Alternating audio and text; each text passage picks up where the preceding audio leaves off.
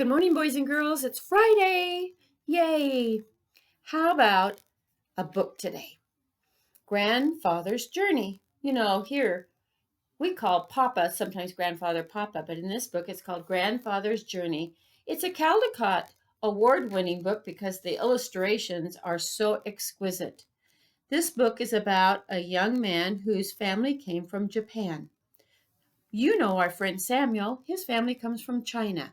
Well, China and Japan are in the same part of the world, so you might notice that this family reminds you of Samuel's family. That's pretty cool, don't you think? Well, let's see what this book is about. Grandfather's Journey. Okay, it's a big book, so I'm going to hold up the pictures and then I might have to turn it so I can read it to you. My grandfather was a young man when he left his home in Japan and went to see the world. He wore European clothes for the first time and began his journey on a steamship. The Pacific Ocean astonished him. Well, we know the Pacific Ocean is right here in America. He must be in America. He flew all the way from Japan. For 3 weeks he did not see land. When land finally appeared, it was the New World. He explored. Oh, he didn't come by plane. That's what we think about today. He came on an ocean liner, a big boat. He explored North America by train and riverboat and often walked for days on end. Well, America is really big, so he would. Oh, look. He must have visited Arizona. Deserts with rocks like enormous sculptures amazed him. The endless farm fields reminded him of the ocean he had crossed. Yeah, the ocean is really, really big. Huge cities of factories and tall buildings bewildered and yet excited him. He marveled at the towering mountains and rivers as clear as the sky. America has so many different things. These mountains remind me of Colorado. I know some of you have relatives in Colorado. He met many people along the way. He shook hands with black men and white men, with yellow men and red men. I love America. We have so many different cultures, isn't that? And we are different. We've kind of discovered that in our own classroom. The more he traveled, the more he longed to see new places and never thought of returning home. So he was having so much fun, he didn't even think about Japan. Of all the places he visited, he liked California best. Some of you like California. You like it because Disneyland's there. But there's the ocean and so much. California is a big, big place. He loved the strong sunlight there, the Sierra Mountains, the lonely seacoast. After a time, he returned to his village in Japan to marry his childhood sweetheart. Then he brought his bride to the new country. He loved California so much he flew back to Japan and married his sweetheart, his girlfriend, and brought her to California. They made their home by the San Francisco Bay and had a baby girl, and his daughter grew. My grandfather began to think about his own childhood. He thought about his old friends. So there he is, his grandfather and grandmother. And then I think we're going to find out who the daughter is. He remembered the mountains and the rivers of his home. He surrounded himself with songbirds, but he could not forget. Japan must have a lot of birds if that's what he did to help his homesickness. Finally, when his daughter was nearly grown, that would be probably high school, he could wait no more.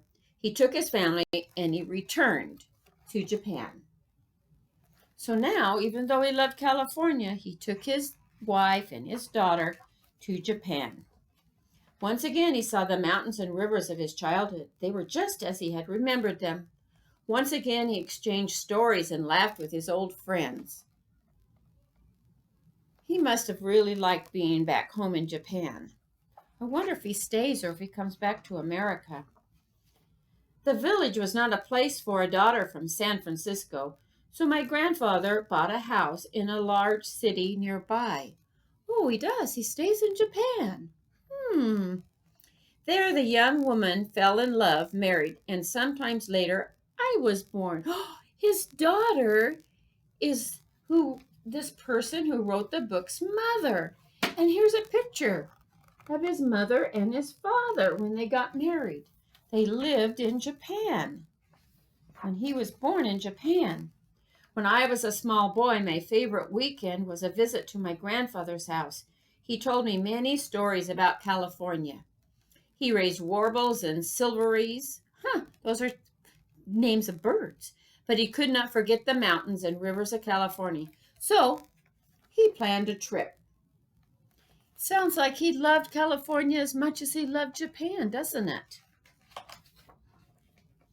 But a war began. Bombs fell from the sky and scattered our lives like leaves in a storm. When the war ended, there was nothing left of the city and of the house where my grandfather had lived. Oh, that is really sad. War is a terrible thing. And he lived when he's a small child in Japan when there was war and they destroyed their family home. That's really sad.